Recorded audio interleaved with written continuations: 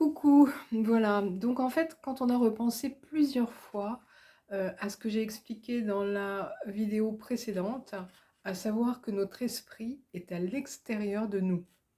Notre corps physique est ce que nous voyons, mais nous sommes très très grands. Nous avons accès à un champ illimité d'informations, en fonction, en fonction bien sûr de nos croyances et de notre foi. Il y a rien de religieux là-dedans, hein. C'est juste ce en quoi on croit. Si on ne croit pas en ce champ informationnel, bah, les infos vont être vraiment réduites. Et si on n'a pas la foi en ce qu'on croit, en fait, on n'ira pas aussi loin, voilà, qu'il serait possible d'aller.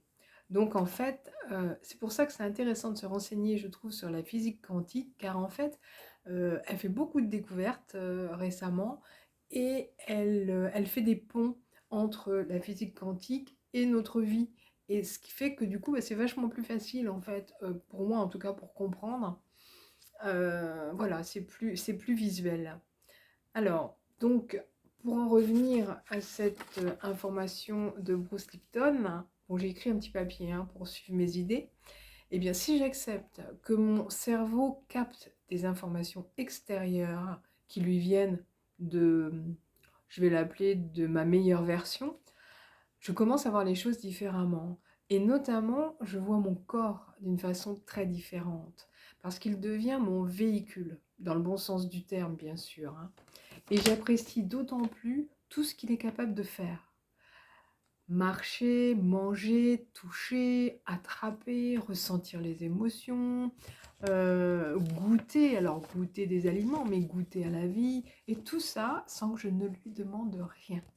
C'est vraiment, ça fait longtemps que je suis en extase devant cette structure, mais c'est vraiment, vraiment incroyable en fait. Et du coup, ça m'a permis de prendre du recul, et moi qui le critiquais, bon bah maintenant, je me calme, parce que je trouve qu'il fait tellement, tellement de choses absolument formidables, qu'il a bien le droit d'avoir deux ou trois petits défauts, hein, enfin, que j'appelle moi défauts.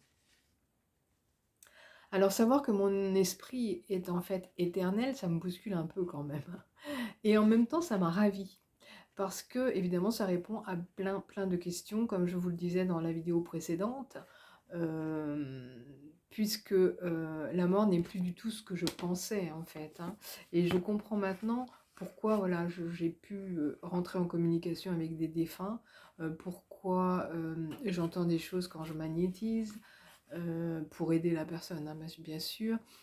Voilà, et en fait, tout ça, maintenant, j'imagine tout à fait ce champ d'information. Ce champ d'information, et lorsqu'on est suffisamment aligné, avec une bonne vibration, une vibration d'amour, en fait, je pense qu'il suffit, enfin, je pense qu'il suffit. Oui, je pense qu'il suffit d'être dans une grande vibration d'amour, de vouloir du bien à l'autre. Et là, on peut se mettre en connexion avec ce champ, et c'est pour ça que certaines personnes entendent des choses qui nous paraissent absolument incroyables. En tout cas, ça met des mots, ça donne des explications sur ce que je vis, sur ce que je ressens, et ça pourra aider beaucoup d'entre nous, en fait. Donc, bah en fait, oui. Donc, ce que je pourrais vous souhaiter, c'est, même si vous n'arrivez pas à comprendre, même si ça vous dépasse, ne fermez pas, ne verrouillez pas la porte. Laissez la porte entrouverte, ou une fenêtre entrouverte, sur cette possibilité. Et un jour, peut-être que vous en aurez besoin et que vous direz: «Ah, mais voilà, j'ai entendu ça», et, euh, et ça vous permettra de mettre toutes les pièces du puzzle. Voilà, et moi c'est ce qui m'est arrivé, donc je vous le souhaite grandement. Gros bisous, salut!